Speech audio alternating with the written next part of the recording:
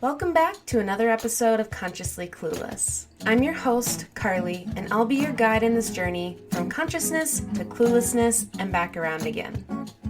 Today on the podcast, Jen Rivera Bell is back.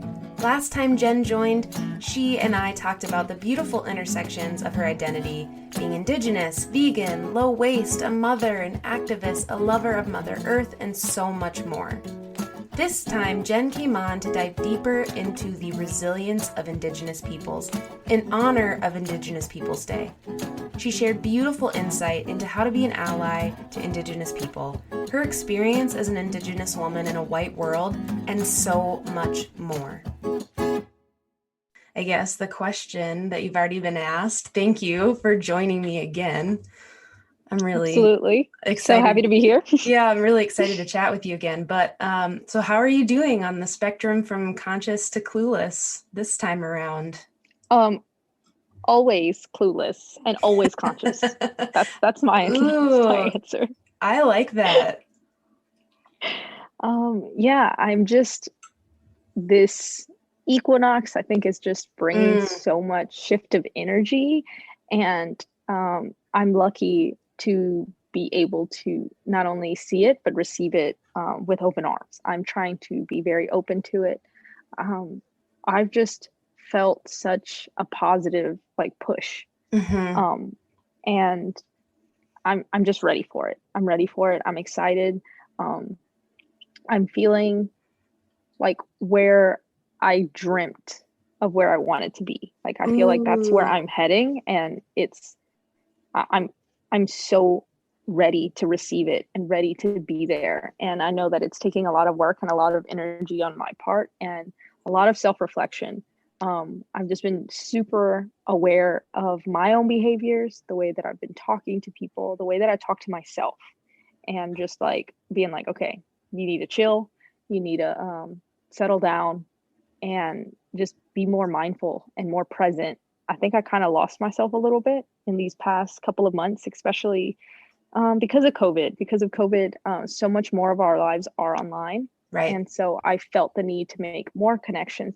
I felt the need to be more connected. And then with everything else that's going on, I feel like it's my job to spread information. It's my job to inform people.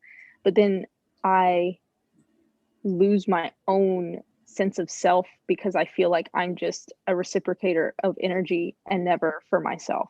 Yes. And that's one of the hardest things that I've been working on in these past few years, is just valuing myself by my productivity. And I think we chatted a little bit about that before, just like, okay, how did my to-do list look today? Okay, I failed as a person and I'm unworthy now, or I did great and I'm so worthy of love and appreciation now. And so working a lot on that as of late, and just like I said, being more present, literally listening to the leaves and watching the leaves fall, and watching all the animals kind of roam around, and just doing that, nothing else. Monotasking has been the theme of this these past couple of weeks. Yeah.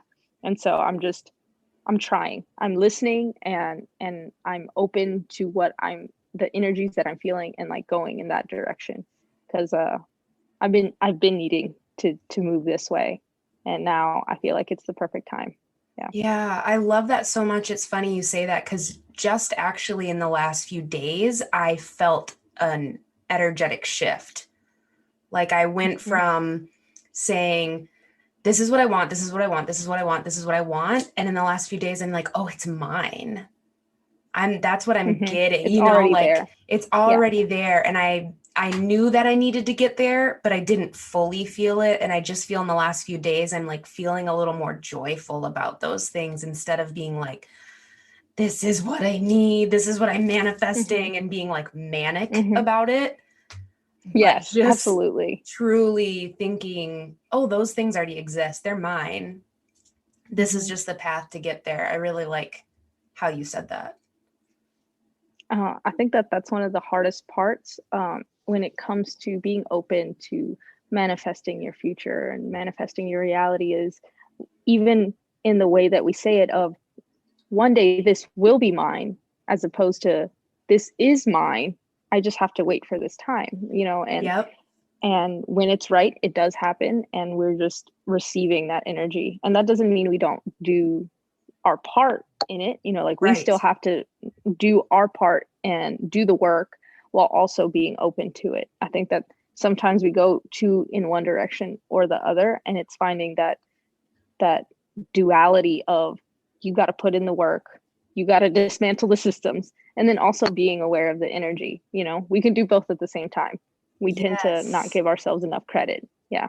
I think I've said this phrase in 2020 like I don't know, zillion times by now, but both and. Like I have said Mm-hmm. so many times both and, because we get so stuck in, specifically in the Western world, I think, of just things are black and white, it is good or bad, it is this or that. Mm-hmm. And I Mm-hmm. think of all the million lessons that 2020 is bringing, it's that everything exists at the same time and it's complicated. Mm-hmm. It's both and Mm-hmm. that's, that Mm-hmm. duality Mm-hmm. for sure. I think that as human beings, we like simplicity. Our brain will compartmentalize things into black and white.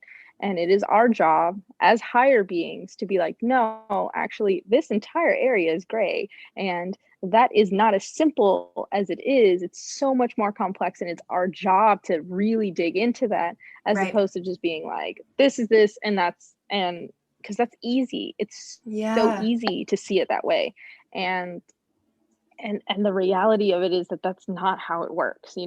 It's all interconnected, everything is intersectional, and it's so much more than just like that. I think that one of my biggest things that I would always go to when it comes to that used to be veganism, this idea of like, okay, well, I know this information, and now why doesn't everybody do it? I Mm. don't get it. Like, what is, Mm-hmm. get to it, what's everybody waiting on? And then Same. like really digging into it, and it's like, oh, okay, these people aren't just evil cow murderers. Like, that's not how it works. And so understanding those complexities makes you a better activist, makes you a better Yes. person to understand that. You have to understand where that other person's coming from in order to dismantle those systems. You can't just pinpoint at individual people. They're all systems at play. Yes, absolutely. I think that has been so crucial for me, especially for someone, speaking for myself, with so much privilege, to just be able Mm-hmm. to ask people why they're not changing, because these things are Mm-hmm. easy for me. And last Sunday, my solo episode was about the angry vegan phase.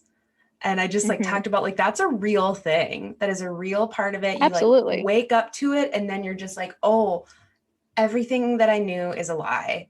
It's all a Mm-hmm. lie. I'm so And scared. everyone's evil. And everyone's evil, and these people that are making these choices, and it's so like I definitely like put myself in this like I'm over here kind of camp. And Mm-hmm. um Mm-hmm. it's a part of it because I feel like you kind of have to go through this like wake up phase. But even just some of the things I said or some of the things I believed were just from such a place of no understanding of the systems at Mm-hmm. play, of the intersectionality of all of those things. And that's a part of it. Like, not only learning it, but being like, yo, I was wrong. I was really wrong. Yes. I think that that's one of the most important parts is after saying things or doing things that like were just not okay, being able to say, hey, I did XYZ, and like, hey, y'all, like, I shouldn't have done that. Here's why. Here's what I'm doing now. And that goes for everyone because we're not perfect.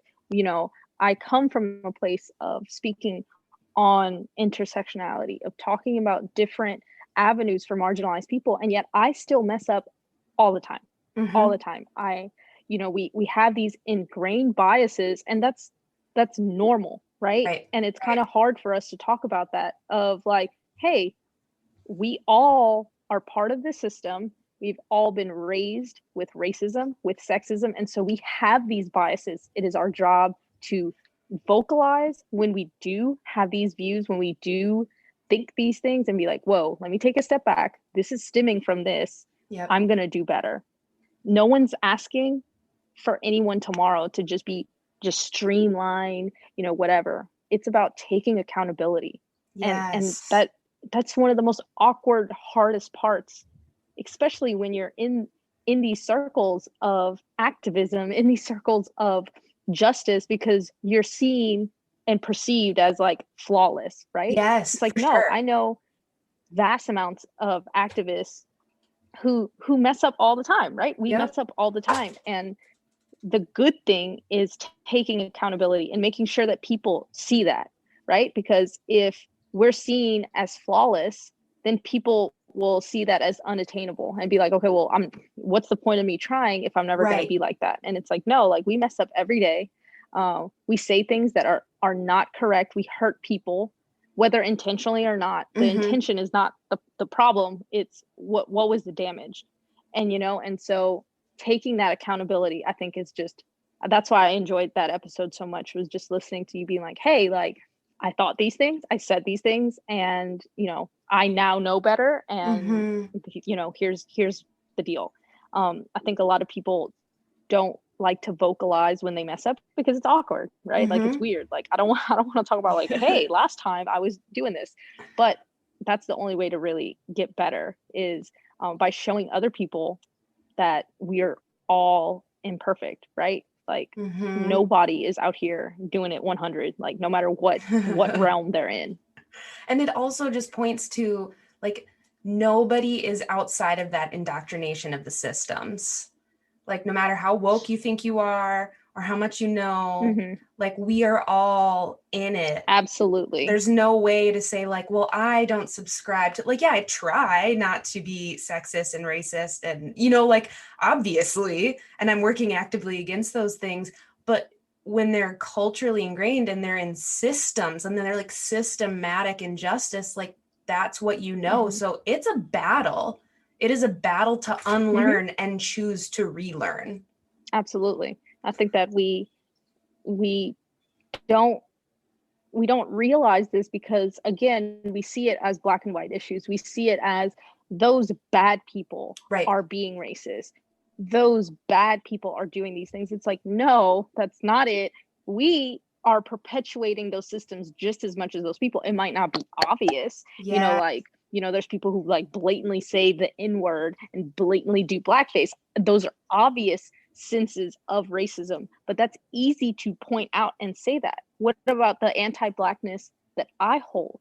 What about the racist things that I, those are the things that are more difficult because, like I said, we see it in black and white. And so we want to pinpoint the bad apples. We want to say those people, as opposed to being like, okay, yeah, those people are being really shitty. And like, but also here's the system that we need to dismantle, right? It's not just about the bad individuals doing individual actions. Like that's not what it is. And that's so hard for people to understand because it's so much harder to say it's systematic than it is to say that one individual is racist. Yep. It's so much more work. Yes, that's the thing, is it's so much more work. And I think this perfectly segues into one of the million reasons I wanted to chat with you again, other than the fact that I just enjoyed chatting so much before, is that this week when this airs, it will be after, but it will be the week during Indigenous Peoples Day. And I think there's a lot of everything we just talked about, I think, is coming up more and more and more. The statues that are toppling over and all of that pushback, I think, from people that don't understand why that is healing or why that might be helpful is systematic. And it's why rewrite this, or it's why blah, blah, blah. And it's not being able to understand the systematic injustice Native people, and specifically in the United States, North America at wide, have endured for centuries. And I wanted to talk about that specifically because I think it's so important to continue the conversation and not just, and I've said this before, years past when things would come up, I would like rally around things, like I was at the state capitol in Minnesota for gay marriage. And then we like got that. And I was like, okay, cool. That's checked off the list.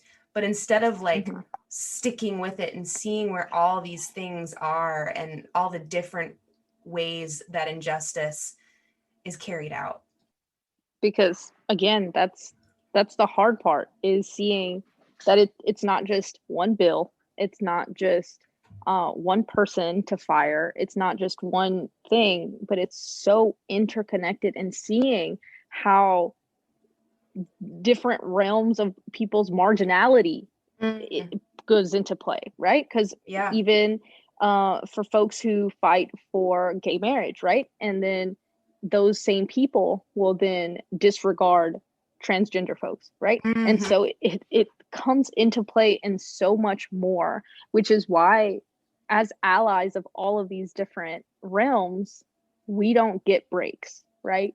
Because those people of the marginalized groups don't get a break, right? I feel as though, because being an ally isn't a noun, right? Like I see it as a verb. It is what you do, because you don't get like a sticker and be like, I'm an ally now. I see those all the time, and it's like, those are cute, and like I love it, I'm all about it, but at the same time, it's like, it is a constant action that you have to do. You don't like go to a protest and be like, I became an ally, that's it. Like, no, it's like every day. What did you do every day? Every day. Because these people from these groups don't get to not be from that group. They don't get to take that break. And so it is our job to constantly be there for them, because they don't get that luxury of just being like, oh, okay, I'm gonna just chill and not be, X today. Like, that's not how that works. So when you were growing up in school, did you learn about Columbus and Columbus Day? Oh yeah, we had our little what's it called, the Thanksgiving program, where half of us just wore, some feathers on our forehead, and the other half wore the little, hats. And it's so damaging on so many different levels. I was the only brown person at the school. Everyone at our school was Black. And so it was so problematic on like 18 different levels what they had us doing, right? Yeah, no, it was just atrocious. And so to me, seeing that, especially now having children, our youth just absorbs whatever is placed in front of them. And so when they see these portrayals of what history is like, they just automatically assume it to be true, because the grown-ups are saying it. And so that is truth to them. And that was truth to us. That is literally what we became. I mean, I know adults right now that when we talk about this, they're like, but I thought they like all sat down and did. And I'm like, no, stop right there. That is not how it happened. And we want to fault these people. And again, when I'm angry, I do want to fault them. I want to be like, how do you not know this? And at the same time, I grew up in that same way. So like, I know how I didn't know. I know how, I was in college and I still didn't know these things. And so it's baffling how we have just let these things go on for so long that they become our norm, right? My little sister, she's 13 now, but I remember, for kindergarten or first grade, they made her do that. And at the time, I still didn't know any of this. And so I just thought it was cute. And then now, when I help her with her history homework, I have to like hold myself back, because I'm just going so hard on these teachers that they don't know where it's coming from. It's something so enraging yet empowering to know our history. It is something that we must go through, and it's a mourning, and it's a grieving process, and then at the same time like a rebirth, all at the same time. Because being able to sit down and realize, the true effects of colonization, of genocide, that we are that percent that survived, is so heartbreaking and powerful at the same time. It's so hard to even like conceptualize what that feeling is like, of, for us in particular, we're indigenous to Mesoamerica, and just knowing, all that I don't know breaks my heart. Like we lost ties to our languages. And so now I'm struggling on a daily basis to try to get that connection back. And, I'm very fortunate to have teachers, and Indigenous teachers from El Salvador that I'm learning from, and elders that I'm learning from, but not everyone has that luxury. Right. Like people will come and go at having never known their language, having never known their traditions, having never known their rituals and ceremonies. And so to have the audacity to have an entire day for Christopher Columbus is laughable. It is Yeah. laughable at best, right? Mm-hmm. And I mean, in El Salvador, in all of these places in Central America, El Colón was our currency. It was his face on the coins, in the same way that, we have the presidents on Mount Rushmore, all of these things that to an outsider's perspective of people who lack the knowledge of that history, they're like, what's the big deal? I don't Right. get what the big deal is. Right. But to the indigenous people where those sacred mountains are, it means everything, right? And it's being able to understand the deep hurt that history has caused, that deep sorrow that these statues hold. To somebody else who doesn't have the context, they're like, it's a statue, what's the big deal? Right. But to those people, it is everything, right? It is putting, in the most literal term, the colonizer on a pedestal, like, yeah, they're and like showcasing it. Yeah, carving the colonizer out of stone and putting it as like a tourist attraction. Yes, absolutely. It's horrifying. I think it's horrifying doesn't even fully describe. But I think I was, as you were talking, I was realizing too, just like fall in general, and I'm not saying that it's harder or easier any time of the year to be Indigenous, but I'm just thinking of like, okay, we have still Columbus Day in some areas, many areas. It is not called Indigenous Peoples Day or recognized. And then we come up on Halloween, where we have to continue to beg people to not use a culture as a costume. And then football season, where we're still having teams with names that I just I can't wrap my head around it, that it still is a thing. Like I actually can't wrap I can't, I'm like, we're and then still Thanksgiving. Yes, and then I was just gonna say, and then bam, Thanksgiving, and then everyone acts like, like the program in school, like it was just this like long table of love. And I just how do you approach these conversations with people who are like, let's say, like, but you can't rewrite history. Why would we take down a statue? Or why would we change the name of something? Absolutely. And I am such a history advocate. And so I don't want to erase history. I want to embrace what true history really is. And so if by that logic, these people, they're like, this is history, this is, whatever. And it's, you're right. And I want the true history. I want to know exactly what happened. I want to know what the truth was, not some made up fictional history that Disney produced, right? Oof. I mean, literally every kid growing up saw Pocahontas and saw that to be the truth, right? Yeah. Like that was our reality. And I think that people do not give children enough credit and do not understand that these little people turn into adults. And so all of these biases that the media portrays, all of this misinformation that they are given is not just silly cartoons, right? It's not just like, oh, they're just watching this and like, they're not even going to remember in 10 minutes. No, that is the furthest thing away from the truth, right? And so we grew up thinking that Pocahontas was this, first of all, adult. We all assumed that she was an adult. Yeah. And we assumed that, she did all of these things willingly and she went to England willingly, like all of these things. And it's like, she was a child first of She was a all. She child. was literally a child. And so just that alone should be enough for us to be like, wow, maybe we shouldn't be getting our history from a Disney movie. And to this day, it's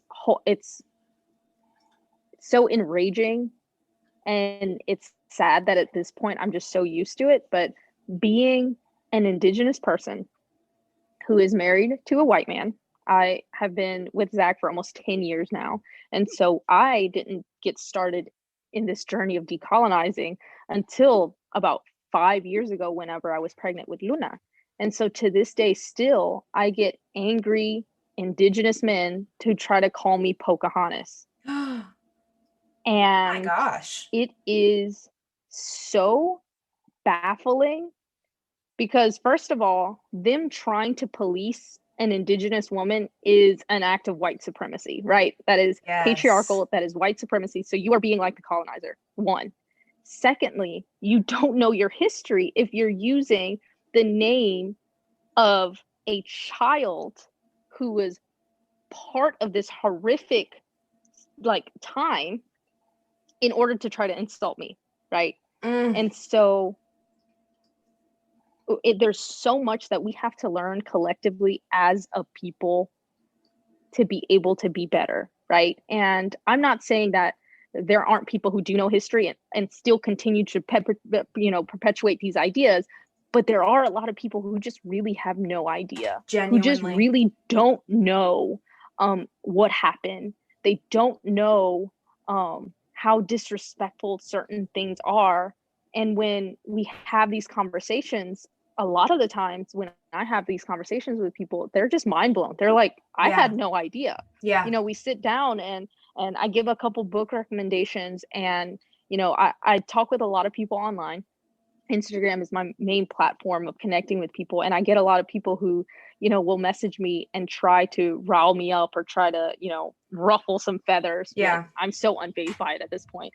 And then I explain to them like 6 different points, and I'm like, here you go. And they're like, but this isn't true. And I'm like, okay, then Google it. And they're like, I had no idea. Oh my God, how is this going on? I'm like, exactly. And I don't know if it's a fault or a good thing that I empathize with these people so much, because I get it. I get where they're coming from. I get how they have been misinformed for so long that it becomes their reality. It doesn't matter if it's true or not. To them, it is, right? It becomes their reality. And so when being exposed to the truth, when being exposed to accurate history, people will get defensive, right? Because you're attacking their reality.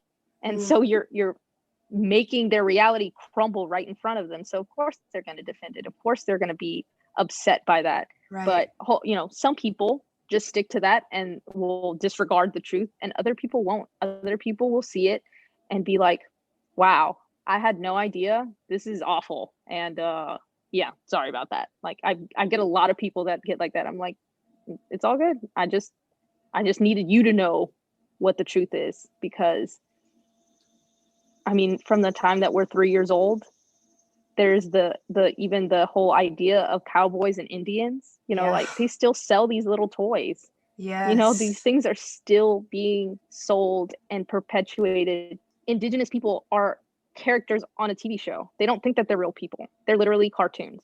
I don't know when's the last time you watched like the Disney version of Peter Pan, but I can't. I highly suggest you go and it's like, I recently saw some clips. My friend like resent them to me, and I was just like, yep. I mean, and that's what we watched, right? Yeah. That's what all of us saw, and that's what became our reality. When we see these literal caricatures of entire groups of people, as human beings, we just put them in that box, and we're like, okay, well, all of them are like that, right? Like that's the easiest thing for my brain to do, and so they're all like that, and that's the box that I'm going to keep those people in. So for me, as a white woman, I get to put people in that box, right? Like I can do that. How was that for you as an Indigenous woman? watching those caricatures.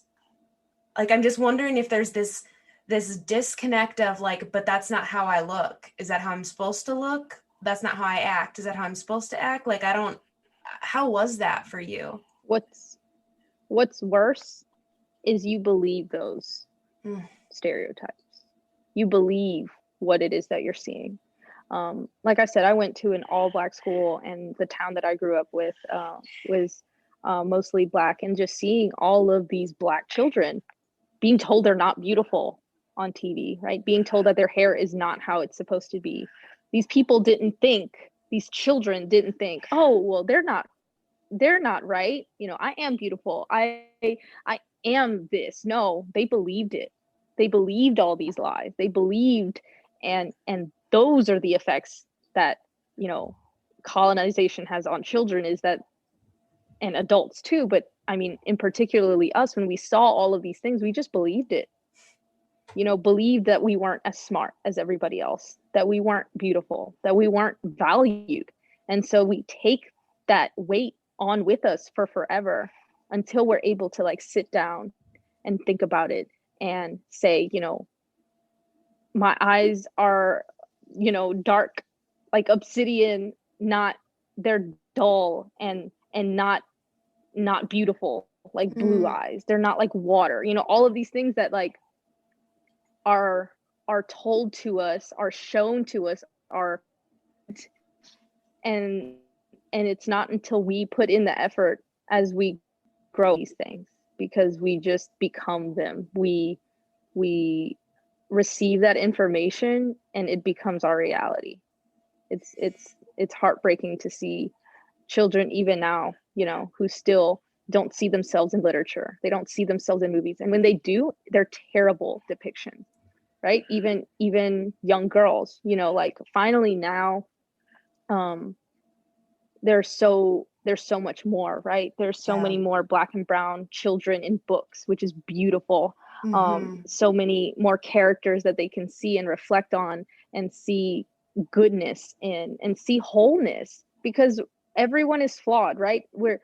I don't want to see only characters of like the idol of a Black and brown person, right? I want to see regular people with flaws and aspirations and despair, everything, right? We don't want just that perfect person, because then that's also damaging too. People who have fallen into the model minority, that has been super problematic for those people. And so we just need to be people, right? Like whole. Can we just be like regular people, right? Like be depicted as regular people. But no, whiteness is always depicted as norm, right? Whiteness, cisgendered, able-bodied, all of these things are the norm, and we are always outside of that norm. We are always the token or the stereotype, or whatever the case may be. And so it is our job now, as people who are aware, to really sit down and be like, okay, I always thought that, my hair was just not pretty and not whatever. It's like, oh wow, the only reason why was because I was comparing it to like white people hair. And so like obviously it doesn't look like that. And so it's never gonna, whatever. And so that goes for everything, right? Everything, including like our cultural behaviors, our cultural tastes, all of these things that it takes so much work to unlearn in order for us to value ourselves as individuals and as a people. And the only thing I can draw any sort of comparison to is unlearning, like in a part of my identity that is mine, is that patriarchal, unlearning what it means to be a woman, and starting on that process was really, really jarring and really, really scary and really, really eye-opening, and it was all the things. So what kind of started you on that journey of decolonizing and like seeing yourself differently? So for me, my journey started as soon as I found out that I was pregnant. I just more on an analytical, tangible level wanted to know more about myself in order for me to tell my child, right? I was like, oh, we need to find out like exactly who we are in order for us to be able to tell Luna, have all these conversations with Luna.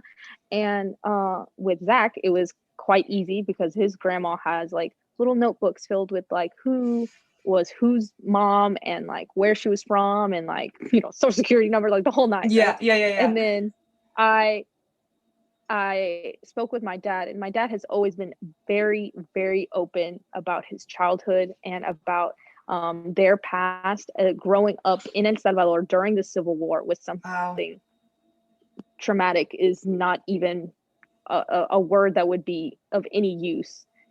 And growing up like that, he would show me videos of the war. We talked about it. I learned a lot about it. But then when I was pregnant with Luna, I was like, I want to dig deeper. Like, what, you know, tell me more. And we just started talking about, you know, these massacres that happened in El Salvador to indigenous people, and that's why, you know, we don't know our language, and like just digging into it. And I was like, I had no idea. How did I have no idea? And there's so much shame with it too. And so for us in particular, like I said, in El Salvador, there's a shame if you're indigenous. It means you're unintelligent. It means that you're crass. It means that you're homely. It means all of these negative things. So even people who are, I mean, straight up indigenous do not claim it. They will say anything other than they're indigenous. They will say, no, but, you know, my abuela, she was from Spain. And so, and it's like,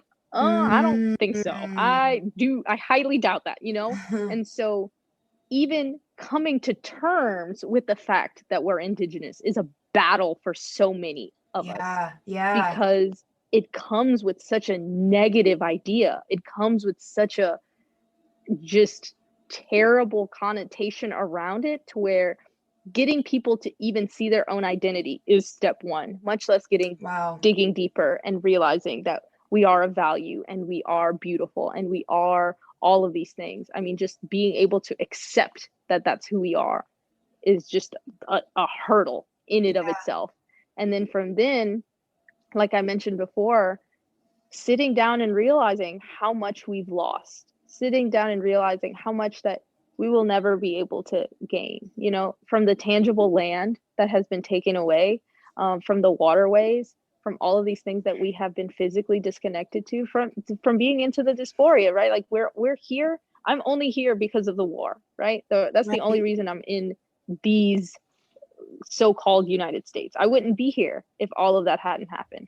And so being able to sit with that is really hard and really difficult to just navigate. And then working through and being able to find not only hope, but like that resilience, that I'm still here, like I made it, right? And so that in and of itself is beautiful. That in and of itself is powerful. And now it's my job not only to teach my children, but also everyone that I can talk to, like anyone that I can relate this message to, of like, no, like you are beautiful, you are smart, you are all of these things.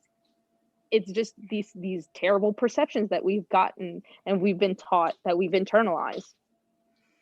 What advice do you have for Indigenous folks who are kind of starting on this journey? So that's the hardest thing, is starting. The hardest thing is really connecting, because I am so fortunate to have elders who are still present with us, being able to talk with my great aunt and her being open about it, right? Because it's one thing having them present, but then having them even be able to talk about it, because they hadn't talked about it for as long as I have been here. They hadn't talked about it. And so it took a lot of very careful working around these situations in order to be able to have people talk about it. I have friends up in the north who only recently have gotten their grandparents or parents to talk about the residential schools, right? Like it took a lot of effort for them to even be able to talk about it. And sometimes they will not talk about it. And so it's so hard for us to navigate this. So for so many of us, we don't have the luxury of just opening up a book and being able to just, step one, do this, step one. That's not how it works. And so the best thing that we can do is connect with our elders and connect with our people. But again, that's that's not always tangible for everybody. That's not always doable. Even if we have those people in our lives, they might not want to talk about these things because these are heavy things to unpack. Things that have been silenced for years, for decades. And so we can only hope that they are ready to talk about it, Right. and taking that process very gently with those people. Like I mentioned, speaking with like my own people, it took a very long time for them to have these discussions, to have these conversations. Even speaking with my mom, who is again further disconnected from it, but being able to speak about why we see ourselves that way. We are still in these very self-hating, that like internalized colonization. yes, absolutely. And so, growing up hearing like, oh, you would look so much better if you would get some highlights in your hair, if you would dye it lighter, because I have such pitch black hair. And it's like, oh, te ves tan India, you look so Indian, is a term that I heard all growing up. And it's like, hey, what else do you want me to look like? Like, how else am I supposed to look any different? And also, how horrible is that for a child to hear? For an adult to hear, but particularly for a child to hear, like, maybe you should change this about yourself so that you would look less like your people. Because however you look isn't good enough. That's the message. Exactly. Why would I be changing if it was good enough, right? Why would you want me to change if I was the ideal? Then you wouldn't want me to change, right? Going to El Salvador with Luna for the first time, she was around maybe 8 or 9 months, and wow, that seems so many people were so thrilled to see her. Yeah, so many people were so thrilled to see her, and yet at the same time, I remember seeing, it was like a great aunt or something, and I have like a million of those, that's why I said it that way, but we showed up and she was so excited and she was like, ay, Lunita, and she said, oh, she's so perfect, too bad she's got brown eyes.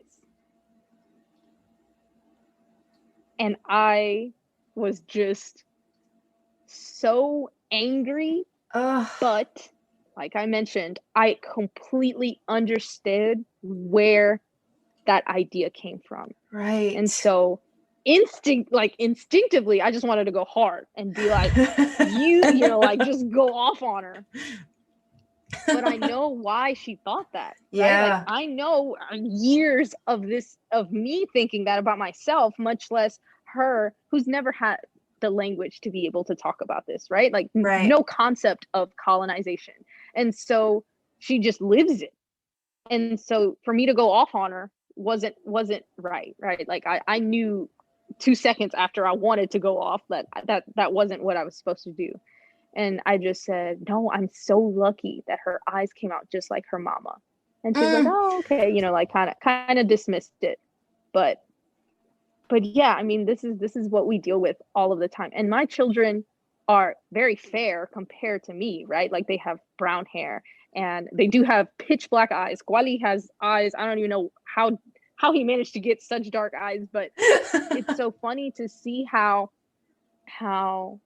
little things like that I know because of my childhood, and so I reverse it with them, right? Even ever since Luna was aware of her body parts, I used to always tell her, tienes ojos de chocolate, you have chocolate eyes, you have chocolate eyes. And so now anytime anyone is talking about eyes, she goes, mama says I have chocolate eyes, and so to her it's something so beautiful, something so, whatever. And I have, I mean, an embarrassing amount of books, right? It's just like stacks and stacks and stacks of children's books.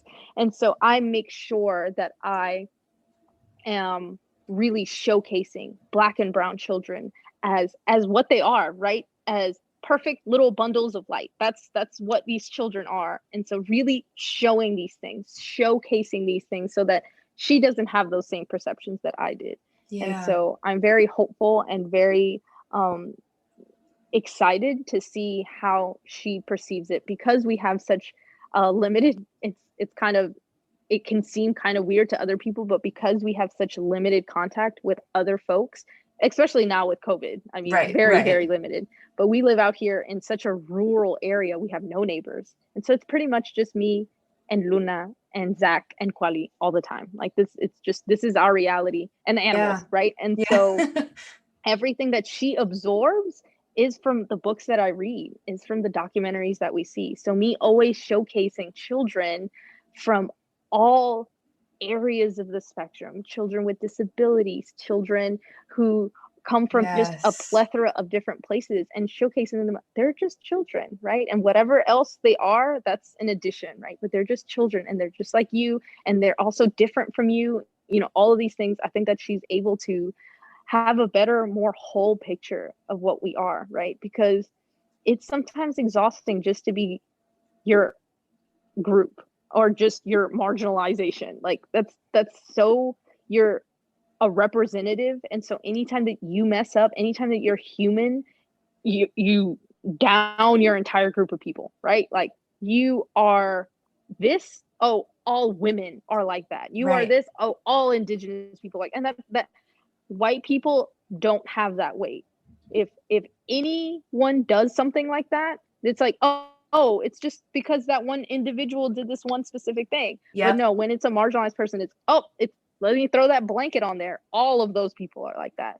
And so by teaching her that all these people are different and that they're not just their group, I feel it. I feel like I'm able to teach her a more encompassing way to see the world, as opposed to how I saw it, which was so black and white. Well, and I think what I hear you saying too is, like you said earlier, we underestimate children a lot. And if they're old enough to be, specifically children that are from marginalized groups, if they're old enough to be marginalized, right? If they're old enough to have those comments thrown at them, if they're old enough to be seen differently, if they're old enough to be scared to wear a hoodie down the street alone, then they're old enough to have those conversations. Because I think there's a lot of being worried about talking to kids about stuff, but like you said, like kids, they're ahead. They know, they're absorbing. Yeah, they're so ahead.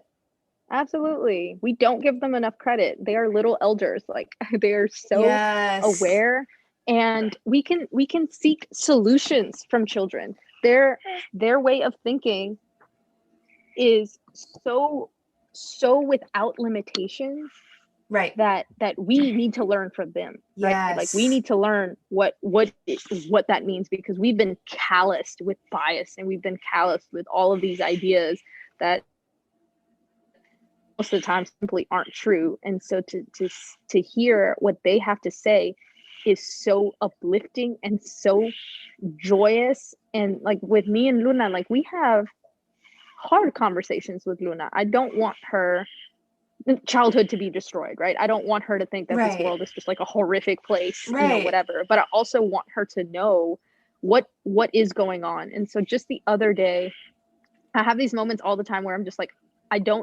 can't even comprehend how proud I am. Like I didn't even know that I could be this proud.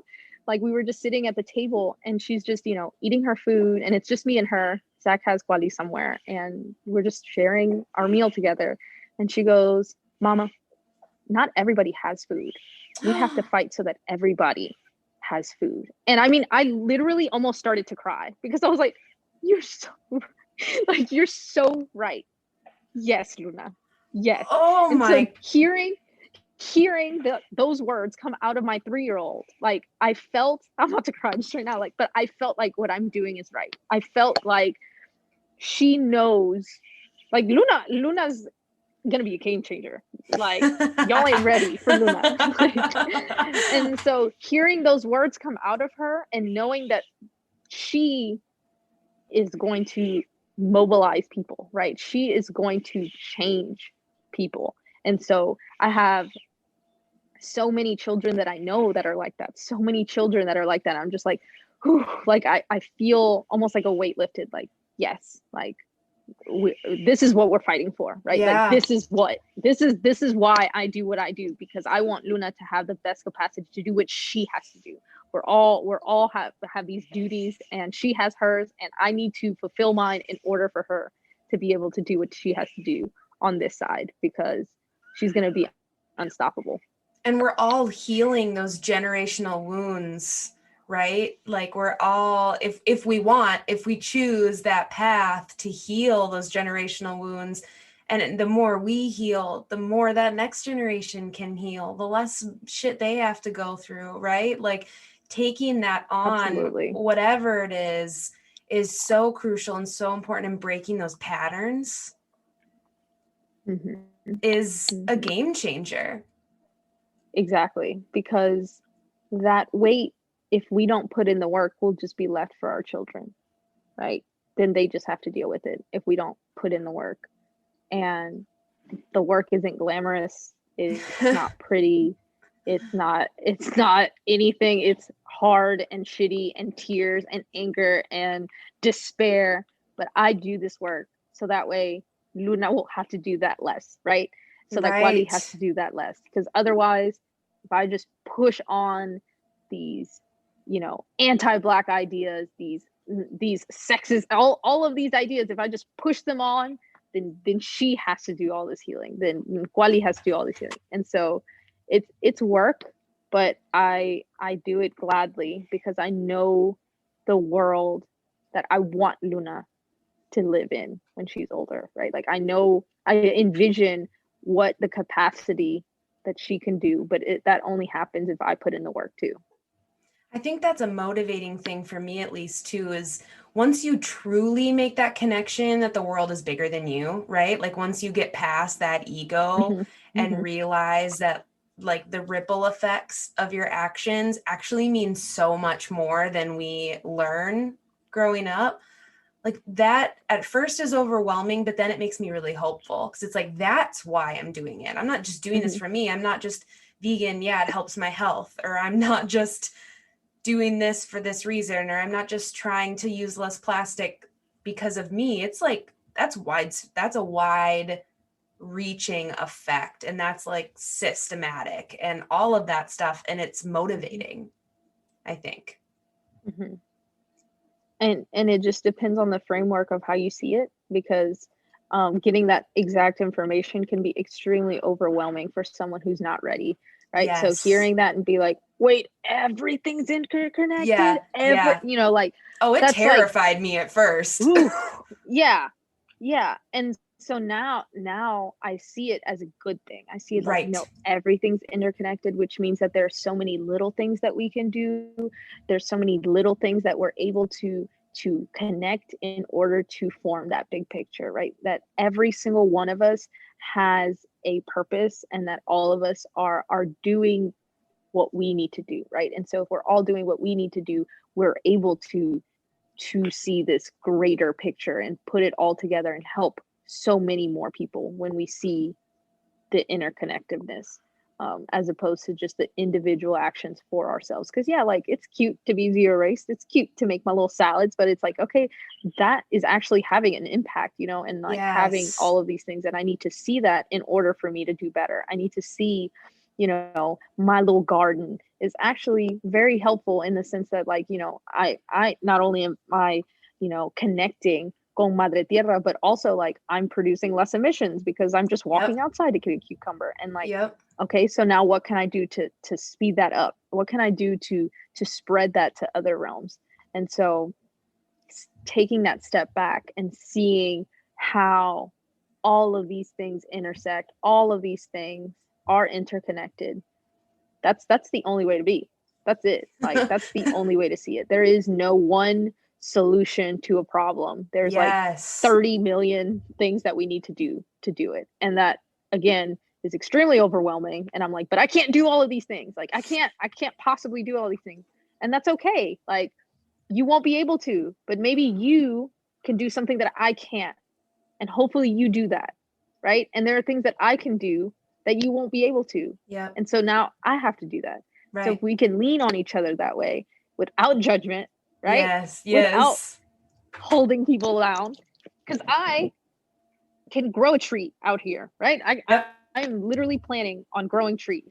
And so if I go and judge somebody who lives in a Manhattan apartment for not growing their own tree, then who, like, what am I doing, right? Right. What am I Right. doing? Or if that Right. person judges me for buying oats in packaging because I don't have a zero waste store, I don't have a bulk store, then we're not doing any service to anybody. We're just letting that ego run and just causing ruckus, right? We need to see that. We need to step out and realize that.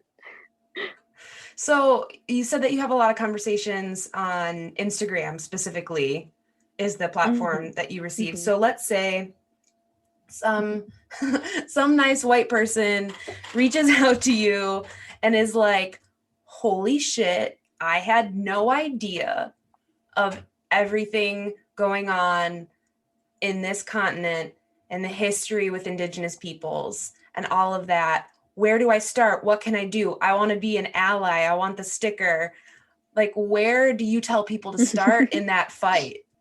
The first thing that I do is I'm like, Google, right? You got Google. So you got to start there.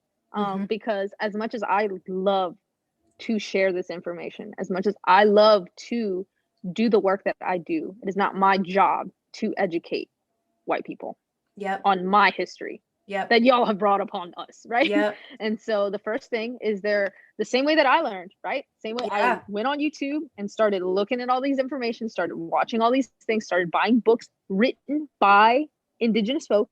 You want to learn about That's important. Black history, you got to read Black authors.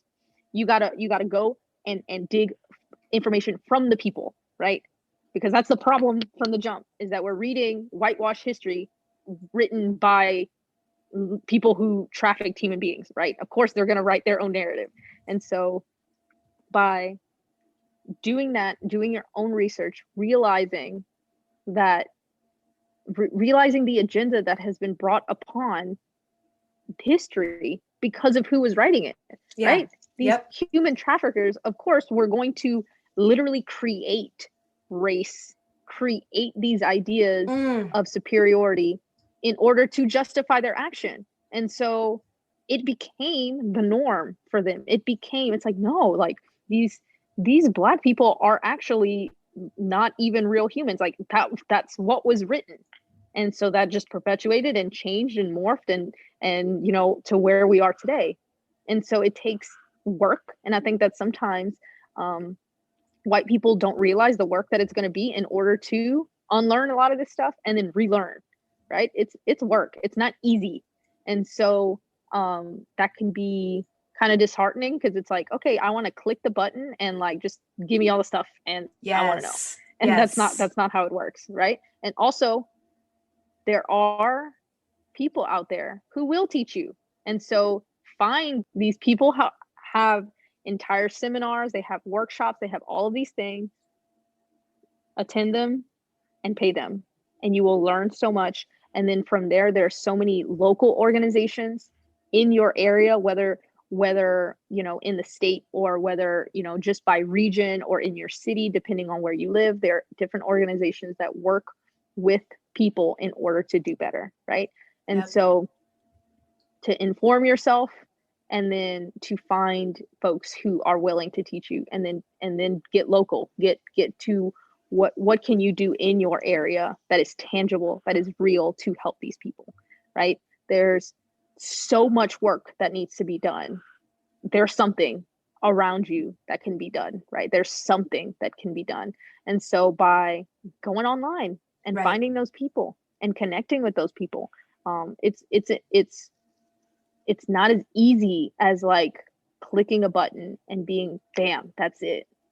It takes effort and takes want, right? But we want other things, and we get to it just as easily, right? We want these things, and we do the research, right? We do research to buy a new blender, right? Like, you got time to blender and you put in the work, you watch all these reviews, you can do the same thing to educate Ooh. yourself on our history. Damn. You're so right, though. It's a choice, and you have to, I think I would add to all of that, you have to know you're gonna be uncomfortable and you have to get over it. Yes. That's, Yes. you just Yes. gotta. Absolutely. And I think that that's one of the reasons why I advocate on informing yourself first, because going to people, especially people who you are not paying, is um, we as non-white people have the tendency to still adhere to whiteness, right? Mm, So we still don't want to make white people feel uncomfortable. And so even if they say things that are inappropriate, even if they do things that are inappropriate, they're the ones that get the attention, right? So like this is something so common to where non-white people alter the way that they speak, they alter their volume, they alter their mannerisms in order to make white people feel comfortable, in order to make white people not feel guilty, not feel sad. You know, there's so many times where I have these conversations and I'm the one that has to comfort a white person because of my history. I'm telling you this, and now I have to adhere to your tears, taking away my energy from me trying to explain myself. And so, which is why I say, you know, first do your research and then pay these people, because it is so much work and effort that goes into this, and it's not to be taken lightly. That uncomfortableness, that awkwardness will be there. Like there's no yeah. hiding it. There's Yep. no denying that. Yes. I really appreciate you pointing that out, because it's something that is it's such an easy fallback too, as a white person, to just be like, well, tell me what I need to do then. Like, I didn't know, so tell me. And I think what you said is so perfect, because I know that I've done that. I definitely know that Mm-hmm. I've done that. And it doesn't matter how well intentioned you are, right? The outcome and how it lands is just, it's exhausting. And like I said, like the only comparison in any sort of way is sometimes when people talk about like, well, is it that bad to walk alone on the street as a woman in a city or whatever? I'm just like, well, you like Google the statistics, like, I'm just like, come on, Yeah. dude. Like, Yeah. and Yeah. I have to Absolutely. remember the moments that I feel that, so I don't fall back on my whiteness then Mm-hmm. and do the Mm-hmm. same thing to people of color, expecting them to teach me because I don't understand. Because I don't like it when people do that to Mm-hmm. me about gender. And it's so easy. It's so interesting. It's so easy to forget that, right? When it's like, when it's Yeah. turned around, you're like, oh, but I don't know that. Someone teach me. But Absolutely. And that it's goes not your for job. every realm, right? Because that's how I feel learning about people with disabilities. Right. Can you just tell me what I have to do? And it's like, no, no, no, no. That's not how you do it. You need to go buy Yeah. some books. You Yeah. need to go read those. You need to go watch some documentaries. You need to, whatever. And then, and that's something that I pride myself on now. That is not how I used to always be, but like I pride myself on, if I have hard questions, right? Questions that I can't find on Google, questions that I can't like I'm not getting to.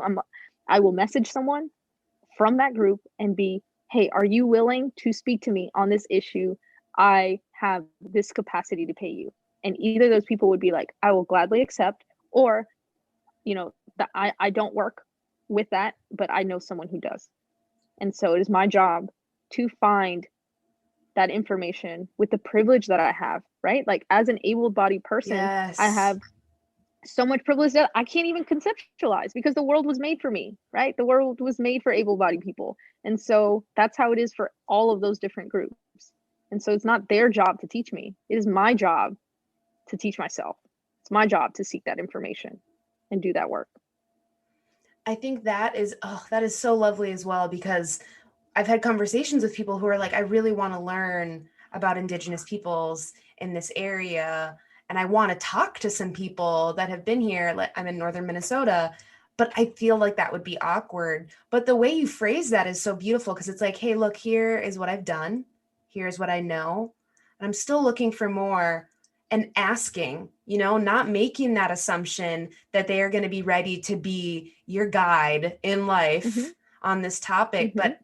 asking and being also, I think it's such a privileged thing to ask, but assume you're going to get it. right? Like asking is not just a formality that you do.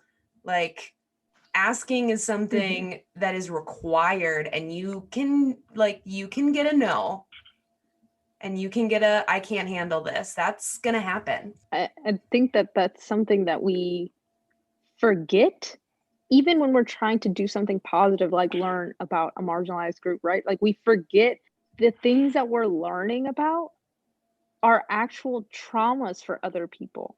It's not Yes. like how we receive it and just Yes. seeing it in a book and just seeing it, whatever. To them, this is lifelong battles, right? And so when someone sends a message out of like, oh, but like, what about this? And it's like, you don't know how heavy that was for that person, right? You don't know, like, they didn't consent to that heaviness that you just brought upon that person for that day. Let's say, like, just for example, like, if I were to ask someone about the residential schools, and I mean, that is something so heavy that I don't have the right to just hit somebody with that. And so that's the same way with so many different things. And so that's why I highly suggest for everyone who is learning about all of these different groups to, you know, find the information written by those people. And then if you are going to ask, you have to compensate these people one way or another,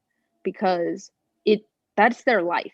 We can see it as something that's written, we can see it as the issues, whatever, but to them that's their reality, and they don't get to turn that reality off, right? Like that's just all the time.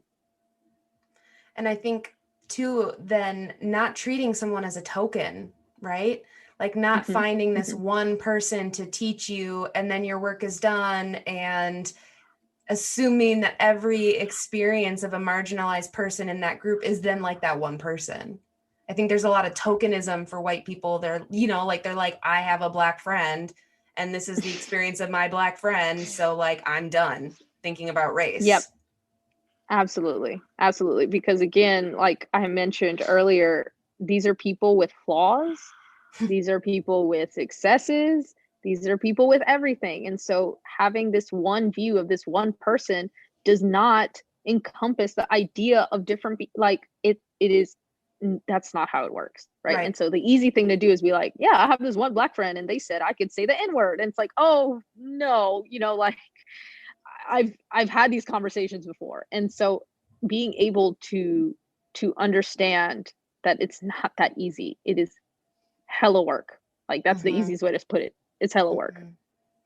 What I'm curious for, and if this feels like a moment that I'm doing this to you now that we just had this conversation, please do not hesitate. But I'm curious how you handle conversations about like mascots and Halloween costumes and that kind of thing, because it's about to come down the docket real quick. And I'm just curious, like, how you navigate that if someone asks you, or if you see it, like, what is that experience like for you? So like I mentioned before, it just depends on how heavy it is on that day, right? Like, sometimes we can talk about certain things that have happened and I'm very willing and open. And sometimes I'll just see things and I get like, I don't have the energy, right? Yeah. Like I don't have the energy to put forth, I need somebody else to do that. And that's again where that ally comes in, right? Like that's where that person needs to take that responsibility of like, hey, maybe this Indigenous person doesn't feel like explaining why a severed head shouldn't be part of a football game, like maybe they don't have the energy to talk about this, and that's where those people come in and be like, hey, like, whatever. And that goes for all of us, right? That goes for us who claim to be allies for Black people, claim to be allies for the LGBT community. It's that's our job to do these things in order to step up when these people don't, it's not their job, and then also just don't want to. They're exhausted. They're exhausted. And so it just depends on the day. Sometimes I'll be hype and like I'll, explain fully, my sentiment on it. And then sometimes I'm just like, no, like I don't have time for that today. I don't have the energy for that. Have you had conversations like about Halloween costumes of Indigenous people or mascots of Indigenous people? Have you had conversations where you felt like you really blew someone's mind and they were like, oh, I didn't understand. Now I'm never going to do that again. Do you feel like you've had those success stories? Absolutely. Yeah. I have definitely had those conversations, and I've also had the opposite where it's just like, same. It literally like word for word saying like, but we won, so we get to do what we want. We being the colonizers. Yeah. I mean, like I said, one end of the spectrum to the other. Yeah. So I've had people where they're just like, wow, like, I guess, the school didn't teach me that, or even people who are like, okay, well, I'm going to look into that because I don't know much about that. And I'm just like, okay, like that's valid. That's a valid response, Mm-hmm. And so having heard all ends of that spectrum, it's both exhausting, but also kind of relieving at the same time, because I do hear a lot of positive stories of people who are able to see the damage and are able to be aware of the systems and be like, okay, yeah, like I'm a part of, I have seen only the mainstream society, and so I wasn't aware of that, and now I am, and like, thank you for this post, or thank you for sharing this, because I had no idea. And that's all that I can do, right?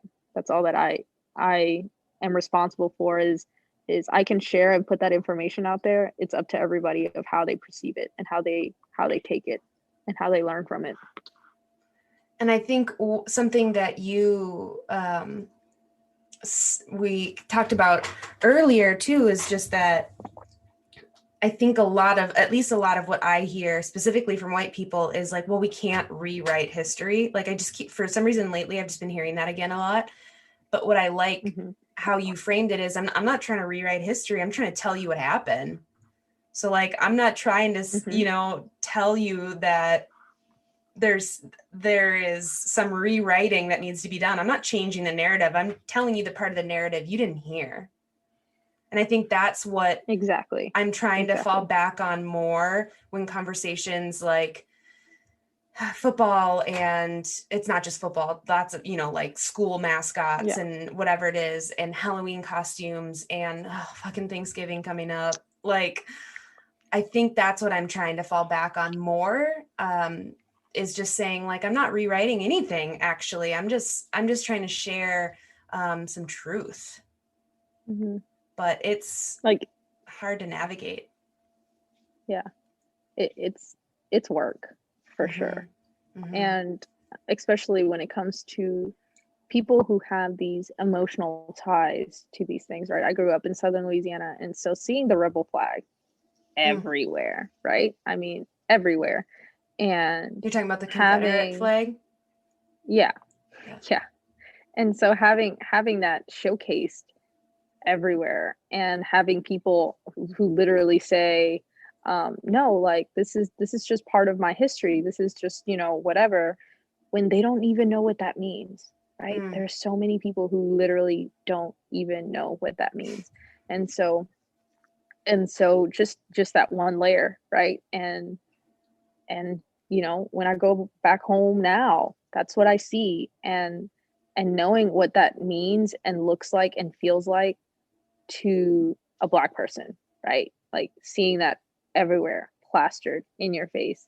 And so that's again, like what I mentioned, that's exhausting, to try to explain why that's not okay, to try to explain why that is not ideal. And these Confederate statues that we grew up seeing, all of these things.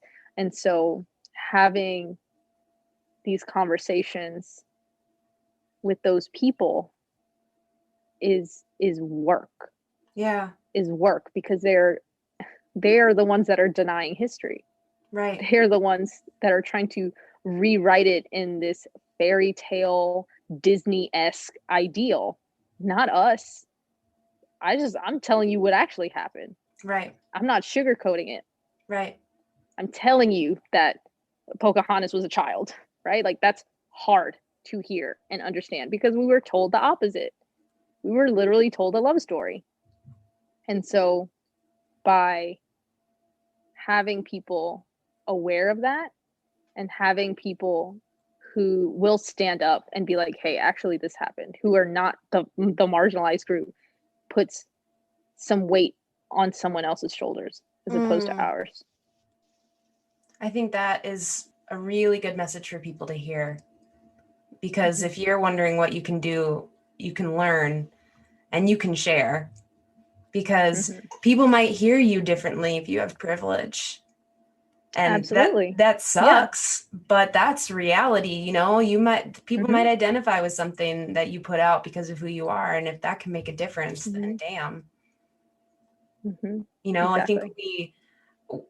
I think I feel a sense of responsibility, like, okay, for some reason the universe has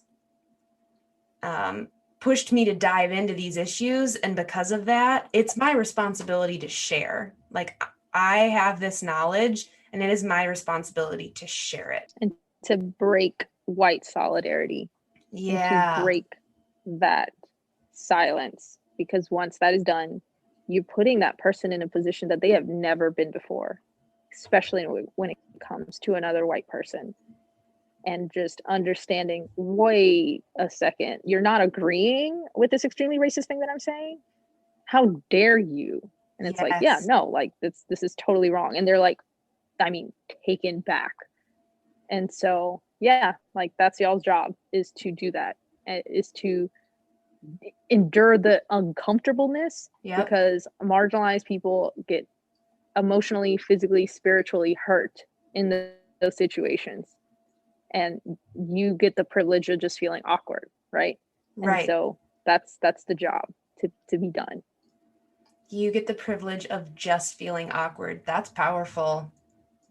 That's a really powerful thing to remember. Is there anything that you wanted to share that I haven't given you a chance to yet today? I think that's it.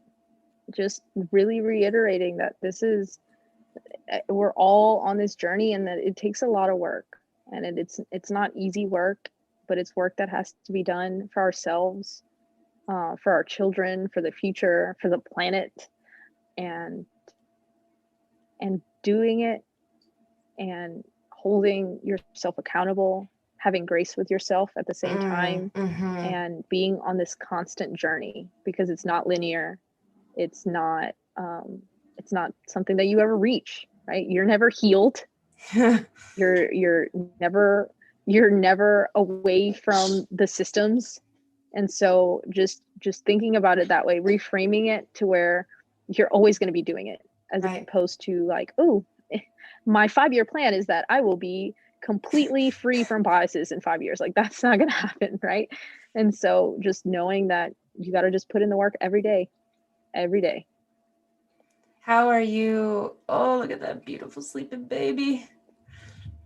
How are you taking care of yourself these days and tapping into your own self-care, doing all this work? Making bread. That has been my go-to thing lately. And I have just been, again, like I mentioned earlier, just this push for really nourishing myself and being intentional and taking things slowly. And so right now we got bread waiting, and so just that sounds delicious. Yeah, no, it's great. I'll mail you some. That's perfect. And so just having that intention for myself, right? Yeah. And just finding those little, especially when it comes to having kids at home all day and being their primary caregiver, is you got to give yourself time too, because you can't be filling everybody else's cup when you got like 3 drops in yours, right? Like you gotta give yourself, and whether that's making bread or for other people, like painting your nails or whatever the case may be, watching a show. And so for me, it's been just whipping things up in the kitchen and giving myself the time and the capacity to do that for myself. That's amazing. Well, I hope you enjoy that bread. And I really appreciate you chatting with me again. I wanted to do an episode for Indigenous Peoples Day. And I think given our conversation last time, it was just very clear to me that talking with you again would be so helpful, not only for me, but also for everyone listening. So I really, really appreciate you taking time out of your day to do that and give space for that. Thank you again so much for having me, and to be able to uplift my voice in a time that it's necessary. Thank you. Thanks for listening to another episode of Consciously Clueless. I hope you learned as much as I did from Jen in this episode. She's such a wealth of knowledge and wisdom and a beautiful soul. I'm so thankful that she joined me again on the podcast. This episode was made to honor Indigenous Peoples Day, but I want to make sure that it's clear that we should be honoring Indigenous peoples and their resilience every single day, not just one day a year. If you are enjoying this podcast, hit subscribe wherever you're listening. Share it with a friend, text it to a family member, share on social media. Help me get this into the ears of more listeners. Until next time.